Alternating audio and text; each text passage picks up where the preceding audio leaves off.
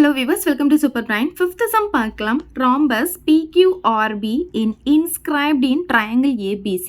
Triangle ABCல PQRB அப்படின்ற rhombus இருக்கு அப்படின்னு சொல்லியிருக்காங்க. சரி, நான் இப்போ ஒரு ட்ரையாங்கிள் ட்ரா பண்ணிக்கிறேன். ABC.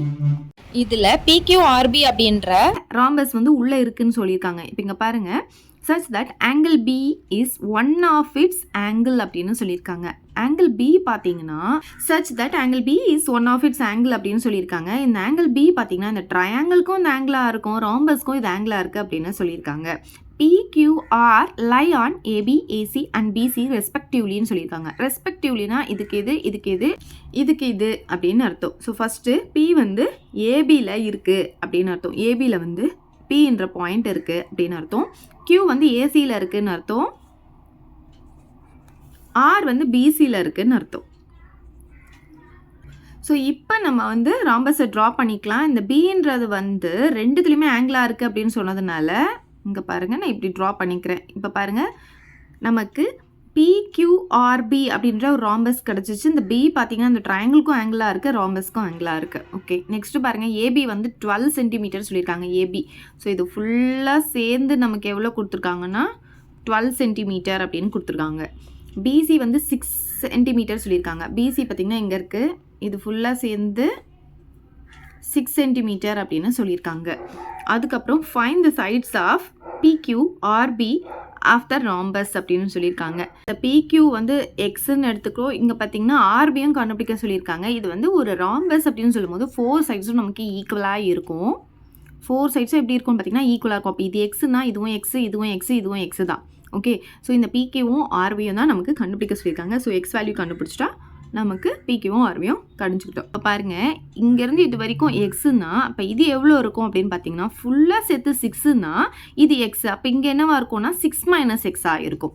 இப்போ அதே மாதிரி இங்கே எக்ஸ் எடுத்துருக்கோம், இது ஃபுல்லாக சேர்ந்து 12னா இங்கேருந்து இது வரைக்கும் எவ்வளோ இருக்கும்னா 12 - எக்ஸாக இருக்கும். இப்போ பாருங்கள், ட்ரையாங்கிள் ABC எடுத்துக்கலாம். இன் ட்ரையாங்கிள் ABC, ஸோ இங்கே பார்த்தீங்கன்னா இந்த PQ வந்து BCக்கு பேரலாக இருக்குது. So PQ is parallel to BC. இப்போ ரெண்டு லைன் வந்து பேரலாக இருந்துச்சுன்னா அதோடைய சைட்ஸோடைய ரேஷியோ எப்படி இருக்கும்? ஈக்குவலாக இருக்கும். அப்போ AP by PB equal to AQ by QC. அதை எழுதிக்கலாம்.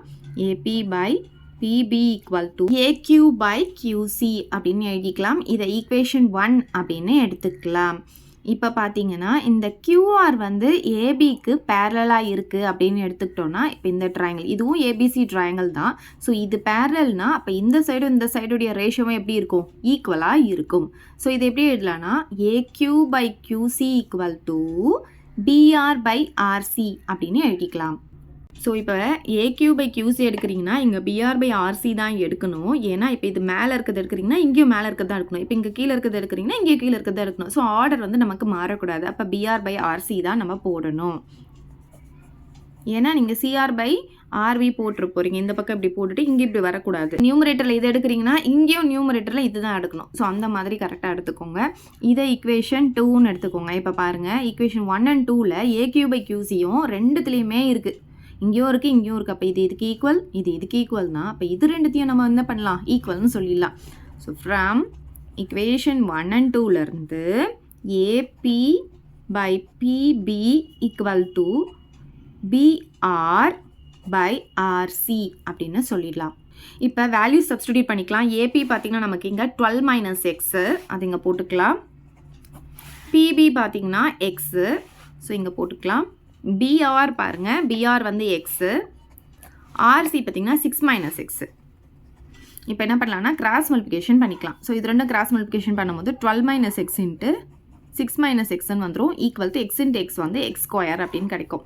இப்போ இதை மல்டிப்ளிகேஷன் பண்ணிக்கலாம். 12 கூட முதல்ல இது ரெண்டுத்தையும் மல்டிப்ளை பண்ணிக்கலாம். 12 6 are 72 - எக்ஸ் இன்ட்டு 12 வந்து -12x கிடைக்கும். -x இன்ட்டு 6 வந்து -6x கிடைக்கும். மைனஸ் இன்ட்டு மைனஸ் ப்ளஸ் ஆகிடும்.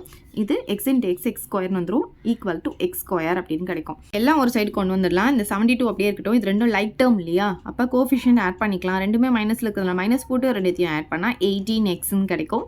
ப்ளஸ் எக்ஸ் ஸ்கொயர், இந்த எக்ஸ் ஸ்கொயர் இந்த பக்கம் கொண்டு வந்தால் -x ஸ்கொயர் ஈக்குவல் டு 0ன்னு போட்டுக்கலாம். இது ரெண்டும் நமக்கு போயிடும்.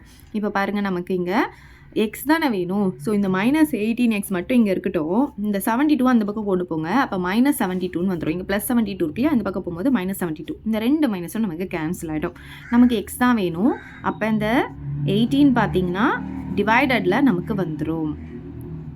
சரி, இப்போ இது 9 டேபிளில் கேன்சல் பண்ணிக்கலாமா? 9 டேபிள் இது 2 டைம்ஸ், 9 டேபிளில் பார்த்தீங்கன்னா இது 8 டைம்ஸ். 2 டேபிளில் கேன்சல் பண்ணால் இது 1 டைம், இது 4 டைம்.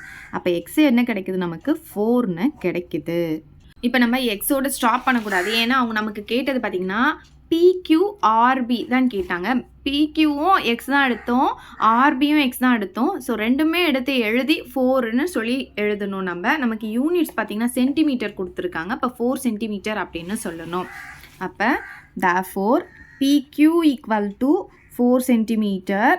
அதுக்கப்புறம் ஆர்பி கேட்டாங்க, அதுவும் 4 சென்டிமீட்டர்னு எழுதிக்கோங்க. ஸோ அவ்வளோதான் இந்த சம். ஏதாவது டவுட் இருந்தால் கமெண்ட் பண்ணுங்கள். உங்கள் ஃப்ரெண்ட்ஸ்க்கு இந்த வீடியோ ஷேர் பண்ணுங்கள். மறக்காமல் நம்ம சேனலை சப்ஸ்கிரைப் பண்ணிக்கோங்க. தேங்க்யூ.